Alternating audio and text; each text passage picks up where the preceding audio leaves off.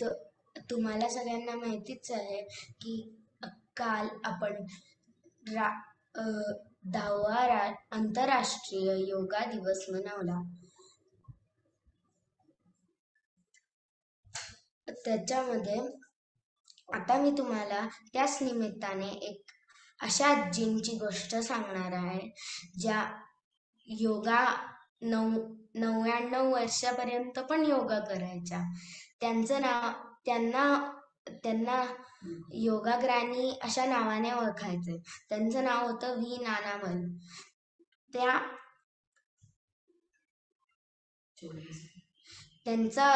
त्यांचा जन्म 24 फेब्रुवारी 1920 ला झालेला.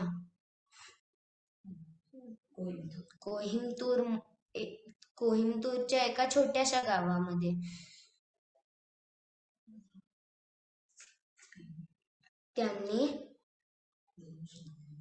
त्यांनी दररोज 100 मुलांना योगा शिकवलं असत.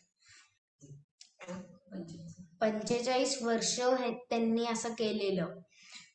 एक दिवशी त्या योगा शिकवत होत्या आणि तेव्हा त्यांची सासू आली आणि त्यांनी हे बघितलं.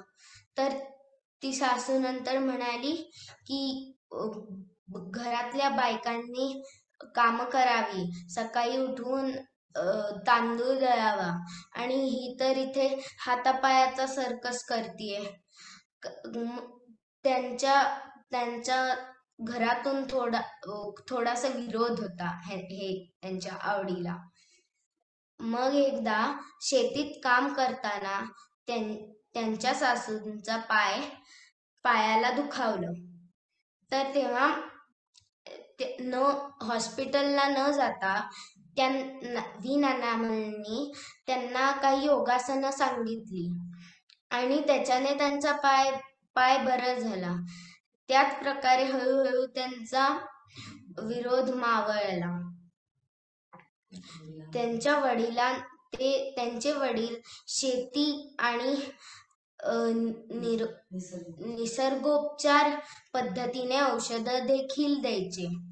ती व्ही नानामल त्यांच्या आजोबांकडून आणि बाबांकडून हे योगा शिकले. गव्हर्नमेंट ऑफ इंडियाने त्यांना पद्मश्री हा पुरस्काराने सन्मानित केलेलं आहे. तर त्यांचे 600 पेक्षा जास्त मुलं योगा ट्रेनर झालेत. ते विदेश आणि परदेश, विदेशामध्ये आणि देशात योगा शिकवतात. आणि त्या नेहमी म्हणतात, मला खाण्यापेक्षा जास्ती शक्ती माझ्या ब्रीदिंग एक्सरसाइज मधून मिळते. रोजचा व्यायाम आणि मोजकं शाकाहारी आहाराने त्यांना ताकद मिळते. चला आता मी तुम्हाला फोटो दाखवते काही.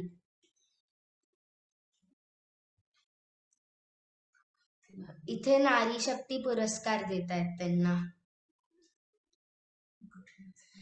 आणि कठीण आसन इथे ते सगळ्या मुलांना शिकवतात.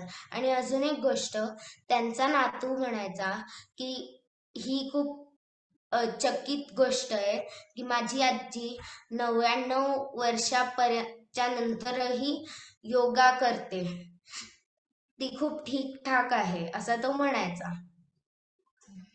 चला तर मग आपण पण संकल्प करूया की या आजींच्या प्रेरणेने आपण सूर्यनमस्कार थोडे रोज घालू शकतो.